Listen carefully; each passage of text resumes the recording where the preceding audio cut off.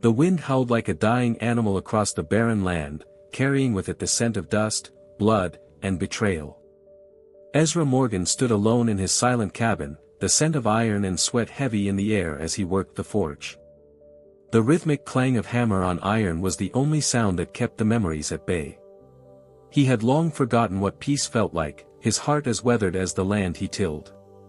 At 45, he was a man shaped by the harshness of life, grizzled, solitary, and haunted by a past that refused to fade.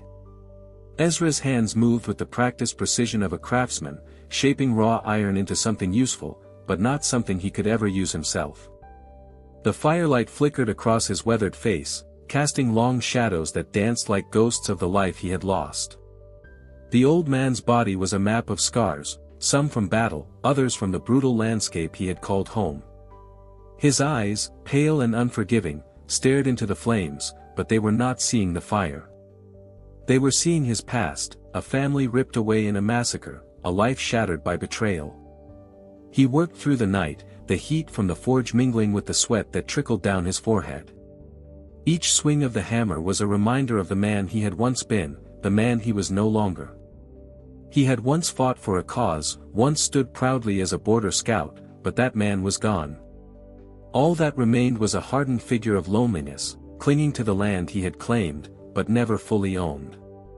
The silence in the cabin was deafening, a silence that had become his companion over the years. A man could grow used to it, could let it settle into his bones like the dust that covered the floor. But some nights, it was unbearable. Some nights, it came rushing back, the faces of his wife and daughter, their laughter, the warmth of their embrace, all taken in an instant by the Apache raid that had left his world in ruins. He still remembered the sound of his daughter's laughter, echoing through the house before the chaos took it all. And then the silence that followed. A loud bang broke his reverie. Ezra stiffened, his hand instinctively reaching for the rifle leaning against the wall. Someone was at his gate. The land was too quiet for any other explanation. His body moved with a fluidity born of years in the wild, as he silently approached the window. His eyes narrowed as he scanned the darkness, his breath held. The moonlight barely illuminated the figures approaching the cabin, but he could make out the shapes of riders, 3, maybe 4, moving like shadows across the open terrain. Ezra's heart began to beat a little faster, the instinct of survival stirring inside him. Whoever they were coming for something, and he was not about to let them take it without a fight. He moved swiftly, gathering his gear, his rifle, his knife, and the small pouch of coins he kept hidden away. A man had to be prepared for anything in this part of the world. The riders came closer, their silhouettes becoming clearer against the backdrop of the night. Ezra's hand tightened around the rifle as he waited, watching. He didn't know who they were, but he knew this: the desert was unforgiving, and it always took more than it gave. The door creaked open, and Ezra stepped into the moonlight, his figure tall and imposing. The riders stopped, their eyes narrowing as they sized him up. The wind whistled through the dry desert, carrying the scent of danger. "What do you want?" Ezra's voice was low, rough from years of disuse. One of the riders, a burly man with a crooked nose, sneered. "We're looking for a woman. A runaway Apache, she's wounded. We figure she came this way." Ezra's pulse quickened, but he kept his expression stoic. "I haven't seen anyone like that." The rider grinned, showing yellowed teeth. "Funny, because we found blood leading here. You're not hiding her, are you?" The tension between them thickened, but Ezra stood tall, unwavering. He had no reason to help them, but if they were after a woman, he'd be damned if they found her here. "I don't know what you're talking about," Ezra said flatly, his hand resting lightly on the rifle. The man's grin faded, replaced with a scowl. "I think you do, old man. And we're gonna find out one way or another." Ezra's eyes flicked to the shadows of the cabin. The wind was still howling outside, and the night was as heavy as the secrets it carried. The riders didn't wait for Ezra's answer. They moved closer, boots kicking up dust in the windswept night. The leader, a thick-set man with a scar running down his cheek, eyed Ezra like a wolf eyeing its prey. His words came slow, each one measured, like a threat ready to spill. "You're lying to us," the scarred man growled, his eyes narrowing. "We tracked her blood trail straight to your gate. Don't make us come in and search." Ezra stood firm, his grip tightening around the rifle, the cool steel comforting against his rough, calloused hands. He'd fought wars in these deserts, but this was a different kind of battle, one where the stakes were more than just his life. "Your trail ain't leadin' nowhere," Ezra answered in a gravelly voice, jaw set in the quiet defiance that had become his way of life. No use for lies here, but he wasn't about to hand over the woman they were hunting, not without a fight. The men exchanged glances, confusion crossing their weathered faces. But that confusion didn't last long. The scarred man stepped forward again, his hand drifting to the revolver at his hip, a silent warning. "I ain't a skin twice." "Where is she?" the man demanded, voice low and venomous. Ezra felt the weight of the night settle deeper into his bones, the wind whispering secrets just out of reach. The desert always talked, its winds carried more tales than a man could bear to hear. And now it was telling him that Savannah, this woman he'd saved, was tangled in something far bigger than either of them could understand. "She ain't here," Ezra said again, quieter now, his voice softening as the edge of defiance grew heavy in his chest. Something inside him made him hesitate. Something told him to protect her. For reasons he couldn't name, he felt as though he had to. The scarred man's eyes narrowed even further, lips pulling into a crooked smile that didn't reach his eyes. "Funny," he muttered, "because I don't believe you." He motioned to the other riders. "Start sear chin. Ezra's hand tensed on the rifle as the men began moving toward the cabin. His mind raced, weighing his next steps. He had never been one for fights that weren't his own. But this woman, Savannah, was a different story. She had nothing to do with his past, yet somehow, she was now tied to it in ways he couldn't understand. He turned, stepping back into the cabin, his boots tapping softly on the wood floor. The cold, empty silence in the room surrounded him as he walked toward the door. He could hear the men's boots scraping outside, their voices growing louder. They were sure now that they had found what they were looking for. And that left Ezra with only one choice. "All right," Ezra said suddenly, his voice hard but calm, a quiet resolve settling in his chest. He turned slowly, boots heavy as he walked to the door, the sound echoing in the silence. He swung the door wide open. The wind whipped inside, the dry desert air swirling with dust and the familiar, earthy scent of the land. The moon hung low in the sky, casting pale light across the barren, cracked ground. Ezra stood tall in the doorway, his figure outlined by the glow, ready for whatever came next. But the men didn't move. "Come on inside," Ezra called, voice cold now, every word heavy with challenge. "Take a look for yourselves. Ain't nobody here but me." The scarred man hesitated, his face twisted in suspicion. Finally, he nodded, motioning for his men to follow. As they passed him, Ezra stepped aside, eyes narrowing as they crossed the threshold. "Search all you want," Ezra muttered under his breath. "But you won't find what you're looking for." He wasn't about to get dragged into someone else's fight. But the moment the men began to spread out inside the cabin, searching every corner, Ezra realized this was just the beginning. He could feel it in the pit of his stomach, a long night was ahead. And when it was all over, he wasn't sure who would be standing, but he knew one thing: he wasn't going to let these men take Savannah. This part sets up the growing tension between Ezra and the group hunting Savannah, with a strong focus on Ezra's internal struggle, his resolve to protect her, and the looming confrontation ahead. The mood remains heavy, with the wild, unforgiving atmosphere of the American West setting the stage for what's to come. The men searched every corner of the cabin, boots scraping across the old, cracked floors. Ezra could hear their rough voices as they moved through the dark rooms, the sound of their movements thick with suspicion. He stayed still, watching them, fingers gripping the rifle just tight enough to feel its weight but not enough to draw it yet. His mind was spinning, tangled between the past and the present, between doing what was right and protecting someone who had come into his life uninvited.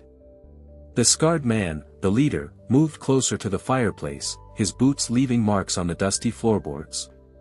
He eyed Ezra like a vulture picking apart the remains of a dead carcass. "What's this all about, Ezra?" The scarred man's voice was thick with the weight of something darker, something more personal. Ezra didn't respond at first. He couldn't afford to. Every word was a risk, every movement a chance to give away more than he needed to. But the weight of the man's words still hung in the air. Savannah wasn't just a stranger to him anymore, she was someone who had somehow made it into the core of his broken, lonely world. "Not your concern," Ezra said, his voice steady as a stone beneath the harsh wind. He didn't care who these men were. If they thought they could take what didn't belong to them, they'd soon learn the hard way. The scarred man smirked, but his eyes remained hard. "Funny. You care about this Apache woman, don't you?" He looked around the room, his eyes flicking from corner to corner, clearly trying to see if Ezra was lying. "I'm not a skinned pagan, Ezra. Where is she?" The wind outside howled, rattling the windows and shaking the wooden frame of the cabin. Ezra's jaw clenched. He wasn't about to give in, not to these men, not to anyone. But something in the scarred man's voice made it clear, this wasn't just about gold. This was personal. "She's not here," Ezra repeated, his voice colder now, the words carrying the weight of a man who had spent years burying his emotions. The scarred man's eyes narrowed, the muscles in his neck tensing like a coiled snake preparing to strike. He took a step forward, reaching for the revolver at his belt. "I don't believe you.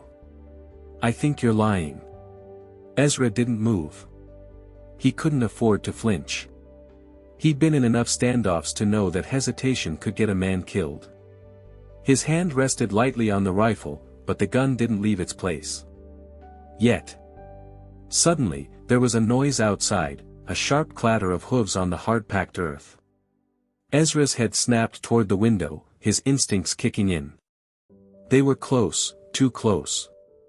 The scarred man stopped in his tracks, his gaze shifting to the door, then back to Ezra. "Looks like we've got company," he muttered. Ezra didn't need to look. He could feel the change in the air, the thick tension that came before a storm. "You're not gonna find her here," Ezra said, his voice low, each word heavy with the weight of what was to come. "So you can either leave now, or you can find out the hard way." The man's lip curled into a wicked smile, one that didn't reach his eyes. "You're making a big mistake." With a swift motion, the scarred man pulled his revolver from its holster, pointing it straight at Ezra. The others followed suit, fingers twitching toward their own guns. Ezra took a step back, positioning himself between them and Savannah, who still lay unconscious on the bench. His heart raced, not out of fear, but out of something far older, far colder. He wasn't going to let them take her. Not after what had happened to him, not after everything he'd fought for. The door slammed open. The wind rushed in, kicking up dust and sand, the cold bite of the desert air stinging Ezra's skin. But his attention was fixed on the figures outside. More riders were coming. More men. McCready. The scarred man lowered his gun for a brief moment, his eyes flicking to the door. "Looks like our ride's here," he muttered, the edge of his voice gone. There was something unsettling in the air, something Ezra couldn't quite put his finger on. But he didn't have time to think about it. He moved fast, heading for the back of the cabin. No time for second-guessing. His hand shot out to grab his rifle. The sound of hooves was closer now, growing louder. The tension was unbearable, thick enough to choke on. But Ezra wasn't about to die today, not like this. He heard the door creak open again, just a crack, the sound of boots shuffling against the ground.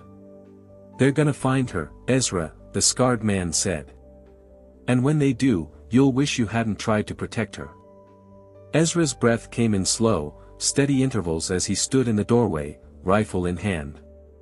The wind was still howling outside, its voice blending with the sound of the approaching riders. Ezra knew what he had to do.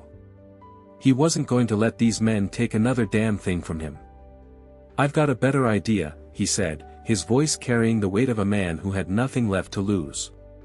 And then the door slammed shut. Ezra's mind raced, but his hands were steady. The door slammed shut behind him as he pressed his back against the cabin wall. He didn't have much time. The riders were coming in hot, their horses pounding the earth like thunder. His heart thumped in his chest, a primal rhythm that matched the tension hanging thick in the air. He turned, his gaze shifting to Savannah's still form on the bench. She was unconscious, barely clinging to life, but she was still here, still his responsibility. No one else could protect her now. The men outside were closing in. He could hear them, 3, maybe 4 riders. The sharp clink of their saddles, the muttered curses carried on the wind. They had found their mark, and they weren't leaving without what they came for. They thought they could intimidate him into giving up. Thought they could take her, take everything he'd fought for. But Ezra wasn't the same man who'd lost his family all those years ago. He wasn't the man who'd let fate drag him down. As the footsteps outside grew louder, Ezra's hand clenched tighter around the rifle. He wasn't going to make this easy for them. "Come out, Ezra," the scarred man's voice carried through the cabin door, his words hard, like the crack of a whip. "We ain't got time for games." Ezra didn't respond. He didn't need to. His mind raced, calculating his options, every move critical. There was no running, not anymore. He knew the land around him like the back of his hand, every hill, every dry creek bed. But that wouldn't be enough. The riders were too many. He needed an edge. His eyes flicked to the wooden trapdoor in the corner of the cabin. His escape route. If things went south, he could slip down into the cellar beneath the floorboards. But that meant leaving Savannah behind. And that, Ezra realized, was something he wasn't willing to do. The wind outside howled, rattling the windows and shaking the wooden frame of the cabin. Ezra's chest tightened as he checked the chamber of his rifle. He wasn't going to back down, not for anyone, not for anything. He would die here if it came to that, but he wasn't going to make it easy. He would take as many of them with him as he could. The sound of hooves grew louder, echoing in the dead of night. They were here, closing in fast. Ezra took a deep breath, steadying himself. There was no time for hesitation, no time for regret. He wasn't going to stand here, waiting for them to take what wasn't theirs. "She ain't here, and you can't have her." Ezra's voice was cold, his words heavy with resolve. He gripped the rifle with both hands, eyes narrowing as he heard the scarred man bark orders to the others. One of the riders, a younger man with a crooked smile, stepped forward. His eyes were wild, filled with a dangerous glint. "We know you're hiding her, Ezra. And when we find her, you're gonna wish you gave her up when we asked." Ezra's lip curled, the fire in his eyes colder than the mountain air. "You'll have to kill me first." The rider laughed, a harsh, grating sound that grated against the silence of the night. "Wouldn't be the first time we've done that." Ezra moved silently across the room, positioning himself behind the cabin's doorway. His eyes flicked to the shadows, to the men outside, and then back to Savannah. He had to hold it together. She needed him. As the first man stepped through the door, Ezra let the rifle fly. The shot rang out, the sound splitting the night like thunder. The man stumbled backward, clutching his chest as he dropped to the ground. The others rushed in, but they were met with the fury of Ezra's rifle. He fired again, this time taking down a second man who had tried to circle around him. His heart pounded in his chest, but his hands never wavered. Each shot was methodical, each move precise. He knew this land. He knew these men. And he wasn't going to let them take anything more from him. The third rider hesitated, fear creeping into his eyes. Ezra could see it, a flicker of doubt, a second of hesitation. But then, the scarred man lunged forward, gun drawn, his face twisted in rage. "You're gonna pay for that, old man." The cabin was small, the space tight, and Ezra used that to his advantage. He sidestepped quickly, ducking behind the stone hearth as the scarred man fired.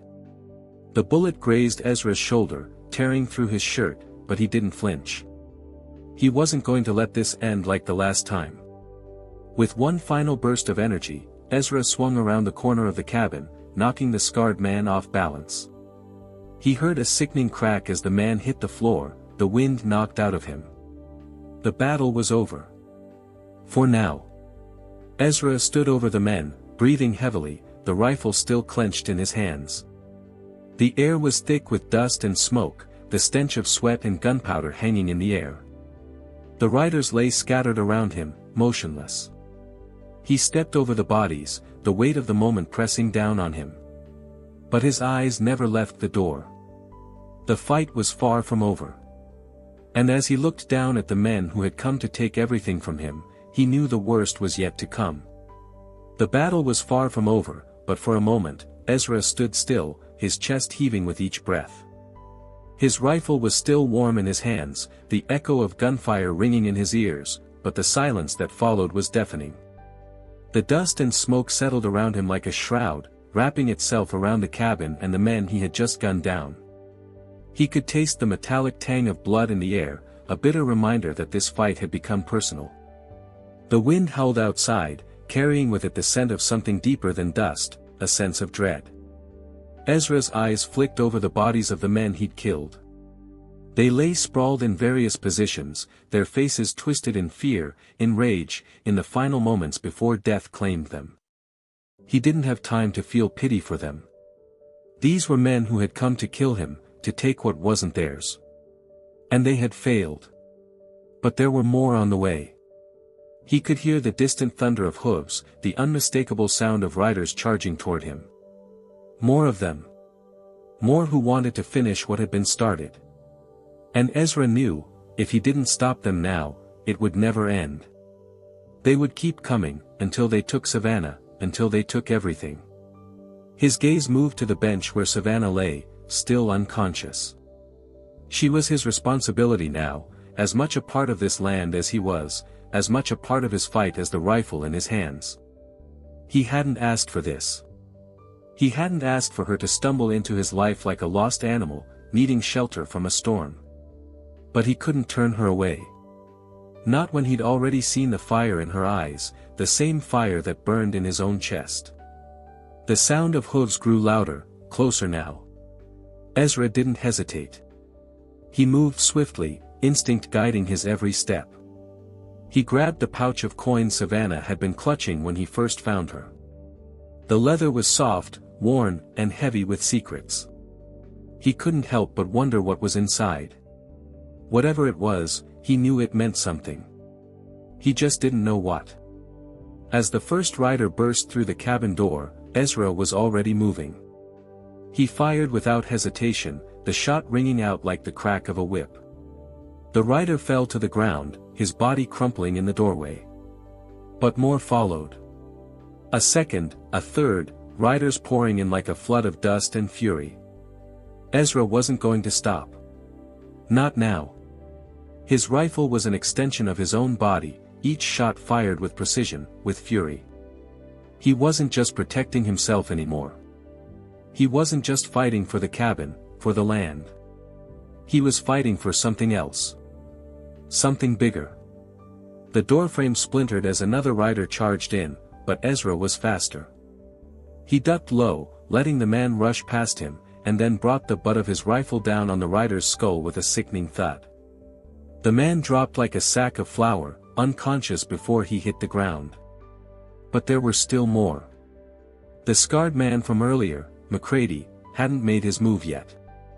Ezra knew he was out there, watching, waiting for the right moment to strike. But Ezra had his own moment coming. And he wasn't going to let McCready take it from him. Ezra moved toward the trapdoor in the corner, his heart beating fast, his mind racing. He couldn't afford to get surrounded. He needed to get the jump on them. He needed to be the one doing the hunting for once. But just as his fingers brushed the edge of the trapdoor, he heard the unmistakable sound of McCready's voice, low and threatening. Give it up, Ezra. You can't fight us all. This land, this place, it's ours now. You're just a relic. And you're gonna die like one. Ezra's jaw tightened. He didn't answer. There was nothing to say. He knew what was coming. McCready wanted him gone, wanted Savannah gone, wanted everything that Ezra had worked for. But Ezra wasn't going to let him. Not without a hell of a fight. McCready's men surged forward, but Ezra wasn't there anymore. He had already moved, already planned his next move. This was his land. His fight. And he wasn't going to lose it, not without a fight. As he rose from the shadows, rifle in hand, a low smile curled on his lips. McCready would regret this night. The wind howled once more, a wild cry that carried across the land. And Ezra Morgan stepped into the storm. The moon hung high in the sky, casting a pale light over the battlefield that Ezra had created in the cabin. The silence that followed the gunshots felt heavy, oppressive, like the land itself was holding its breath. Ezra moved among the fallen men, his boots making a soft, deliberate sound on the creaking wooden floor. He didn't feel the satisfaction of victory. Not yet. His eyes flicked to the trapdoor. The riders outside had stopped. There was no sound now but the wind howling through the cracks in the cabin walls. Ezra wasn't a man who liked to be cornered. He had learned long ago that the best way to survive in the West was to keep moving, to stay one step ahead of whatever was coming. But tonight, he was the one who had to face the storm. He turned toward Savannah, still unconscious on the bench. Her face was pale, her breathing shallow, but she was alive. That was the only thing that mattered. The rest of it, the chaos, the blood, the violence, it didn't matter if he couldn't keep her safe. Ezra knelt beside her, his hand brushing the hair from her face. He didn't know her past or why she had come to his cabin, but he knew one thing, he wasn't going to let these men take her. Not now. Not after everything. The wind howled louder now, rattling the windows like an angry animal. Ezra's mind was sharp, calculating. He could hear the riders outside, but they weren't moving toward the cabin yet. They were waiting, watching. McCready. The scarred man who had come after him before. He was out there, waiting for his moment to strike.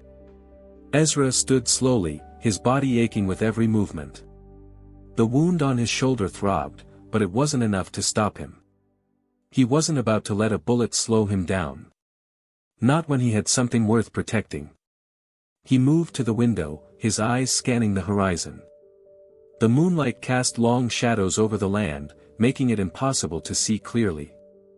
But he knew the terrain. He knew every rock, every ridge, every dry creek bed. And he knew that McCready wasn't the only threat. There were more riders, more men ready to take what wasn't theirs. But Ezra had lived through worse. A deep, gravelly voice broke the silence outside. Ezra. You can't hide forever. We'll find her. We'll find you. And then we'll make you pay. It was McCready, and he was close. Too close. Ezra didn't answer. He didn't have time for words. The time for talking was over. The time for action had come. He stepped back from the window, his fingers brushing the rifle once more. He checked the chamber, his eyes steady. He wasn't about to let McCready walk in here and take anything. Not after all he had fought for. With one final glance at Savannah, Ezra moved toward the trapdoor. He wasn't going to wait for them to come to him. He would take the fight to them. There was nothing left to lose. The trapdoor creaked as he pulled it open, revealing the narrow cellar beneath the cabin. Ezra's breath came in short, shallow bursts as he descended into the darkness. He wasn't sure what he was looking for, but he knew he had to make a stand. He had to protect her. The cellar was cool, dark, the air thick with the smell of earth and dust. It felt like a grave, but Ezra didn't have time for thoughts like that. He had to be ready. The sound of hooves grew louder, closer now, and Ezra knew the moment was coming.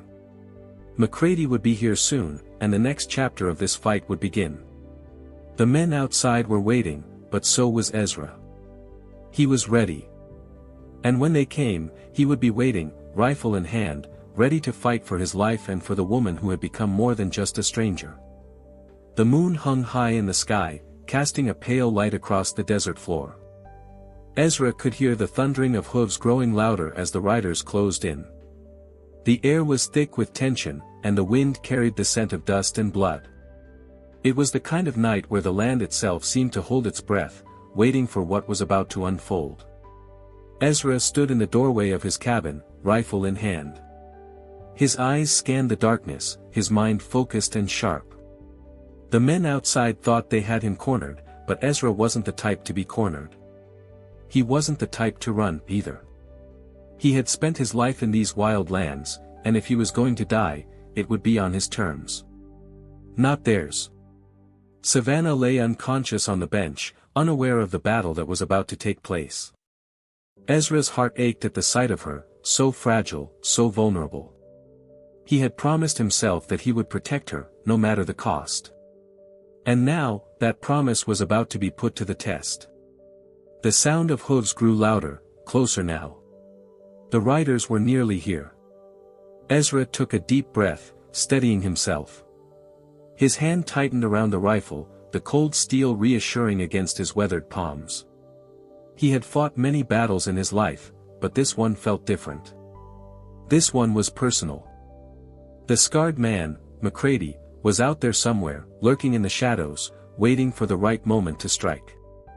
Ezra could feel his presence, like a snake coiling in the grass. But Ezra was ready. He wasn't going to let McCready or any of his men take what he had left. Not this time. Come out, Ezra. McCready called from the darkness, his voice carrying across the land. We know you're in there. This is your last chance. You can surrender, or you can die with your woman. Ezra didn't flinch. His gaze never left the horizon, never wavered from the darkness that was closing in.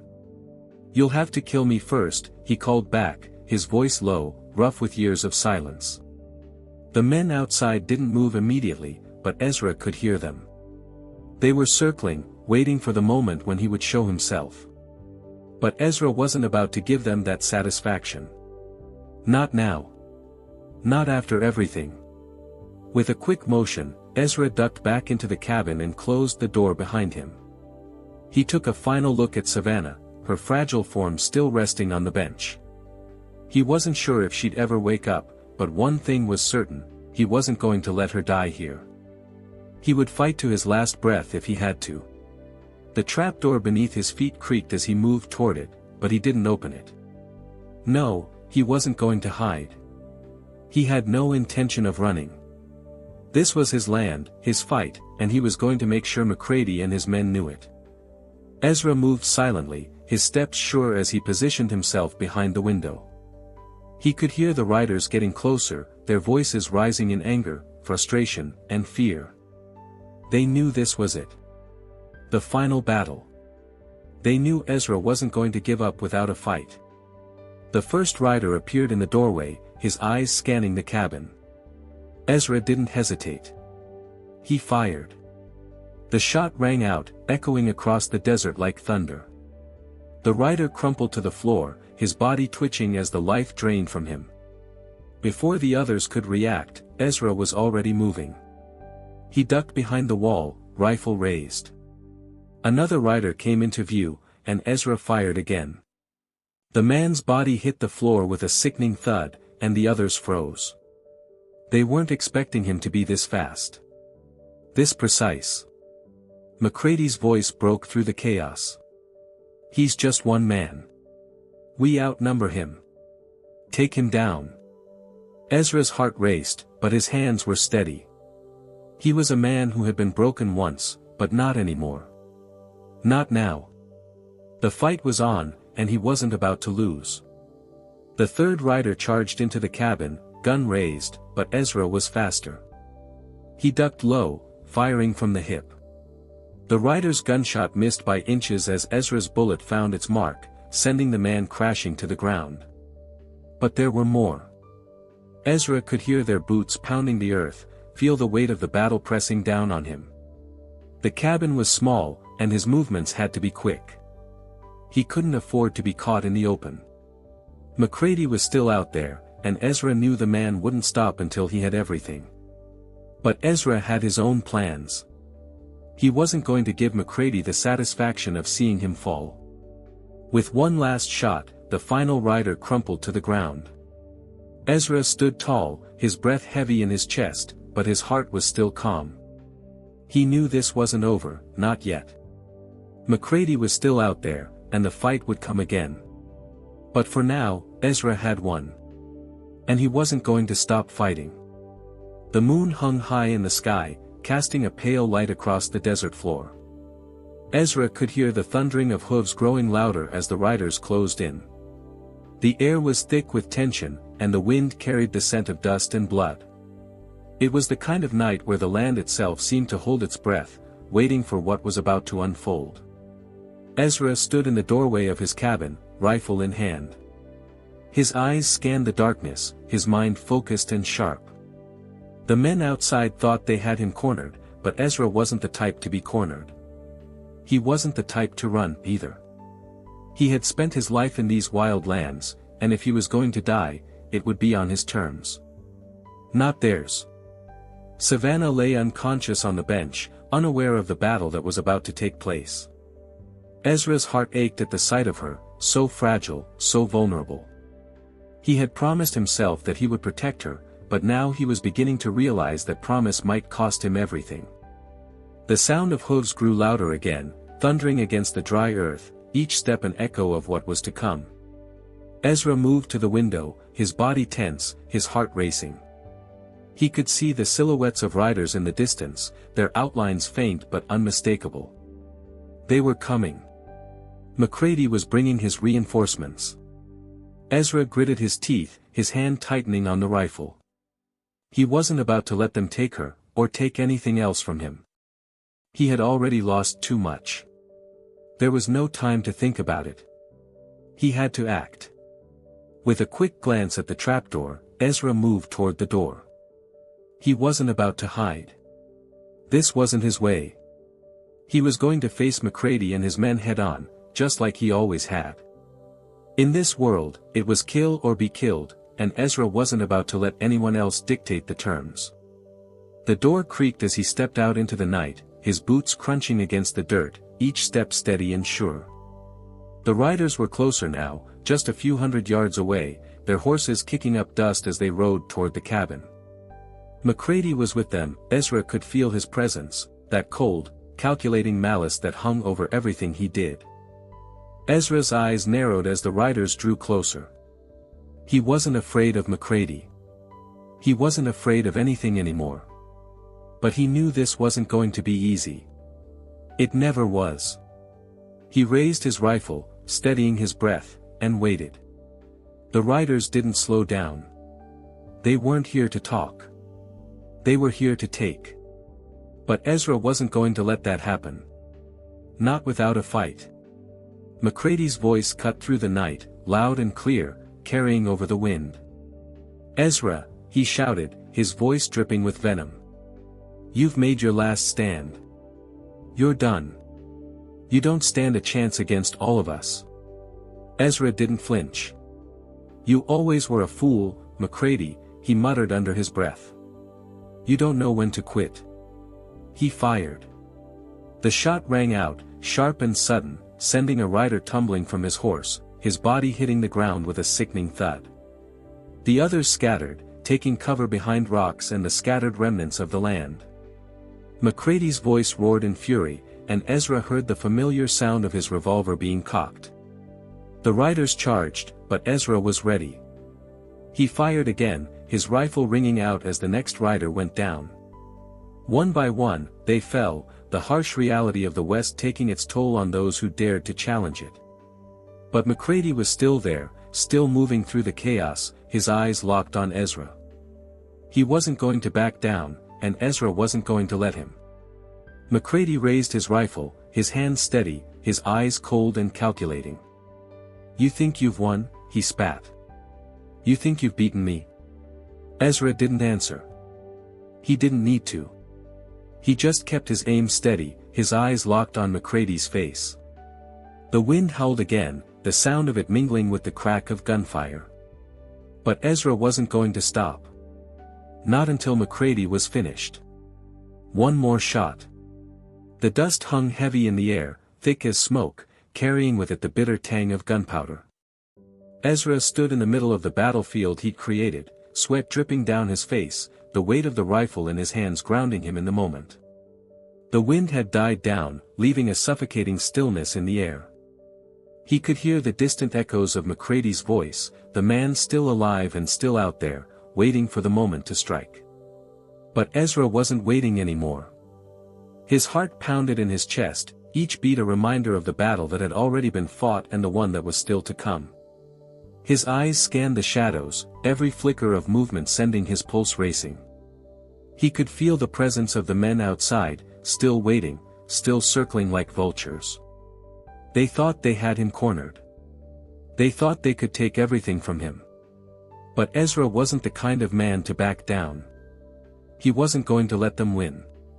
Savannah was still unconscious inside, her breathing shallow, unaware of the danger that surrounded her. Ezra's heart tightened at the thought of her, of the woman who had come into his life and become a part of his world, whether he wanted it or not. He wasn't sure what it was about her, what made her different from the others who had come and gone. But one thing was clear, he wasn't about to let her die here, not without a fight. Ezra moved swiftly, his boots crunching against the dry earth as he made his way toward the front of the cabin. His hand never left the rifle, his fingers steady on the trigger. He knew what he was up against. McCready wasn't some simple thug, he was a man with a plan, a man who would stop at nothing to get what he wanted. And Ezra knew that if he didn't finish this now, it would only get worse. He stopped at the door, his breath coming in shallow bursts as he peered out into the night. The riders were still there, still waiting. He could see their silhouettes against the dark sky, like ghosts in the moonlight. Ezra's heart raced as he waited for the right moment, his mind calculating every move, every shot. And then he heard it, a sound like the crack of thunder in the distance. The hooves. The riders were moving, coming closer. The time had come. Ezra raised his rifle, steadying his breath, and waited. The riders didn't slow down.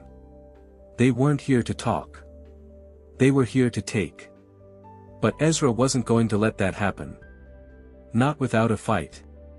McCready's voice cut through the night, loud and clear, carrying over the wind. "Ezra," he shouted, his voice dripping with venom. "You've made your last stand. You're done. You don't stand a chance against all of us." Ezra didn't flinch. "You always were a fool, McCready," he muttered under his breath. "You don't know when to quit." He fired. The shot rang out, sharp and sudden, sending a rider tumbling from his horse, his body hitting the ground with a sickening thud. The others scattered, taking cover behind rocks and the scattered remnants of the land. McCready's voice roared in fury, and Ezra heard the familiar sound of his revolver being cocked. The riders charged, but Ezra was ready. He fired again, his rifle ringing out as the next rider went down. One by one, they fell, the harsh reality of the West taking its toll on those who dared to challenge it. But McCready was still there, still moving through the chaos, his eyes locked on Ezra. He wasn't going to back down, and Ezra wasn't going to let him. McCready raised his rifle, his hand steady, his eyes cold and calculating. "You think you've won?" he spat. "You think you've beaten me?" Ezra didn't answer. He didn't need to. He just kept his aim steady, his eyes locked on McCready's face. The wind howled again, the sound of it mingling with the crack of gunfire. But Ezra wasn't going to stop. Not until McCready was finished. One more shot. The wind had quieted, but the land still hummed with the aftershocks of battle. Ezra stood alone in the doorway of the cabin, his eyes on the bodies of the men who had come to take everything from him. The air smelled like gunpowder and sweat, mingled with the harsh desert dust that seemed to coat everything it touched. But the worst of the storm had passed. The riders who'd thought they could take him, who'd thought they could take Savannah, lay scattered in the dirt, silent under the moon's cold gaze. Ezra's heart still thudded in his chest, the adrenaline wearing off, leaving a hollowness behind. He could hear the wind outside, the sound of it swirling across the desert, as if the earth itself was breathing a sigh of relief. But there was no relief in Ezra's soul. Not yet. Not after everything. He turned his back to the bodies of the fallen men, walking slowly toward the cabin's interior. The rifle still hung heavy in his hand, but it felt more like an old companion now, one who had seen him through hell and back. He looked down at Savannah, still lying on the bench, her skin pale, her breath shallow. She hadn't moved since he'd left her there, her body a fragile shell of what it had once been. Ezra's chest tightened. He didn't know what kind of future they had.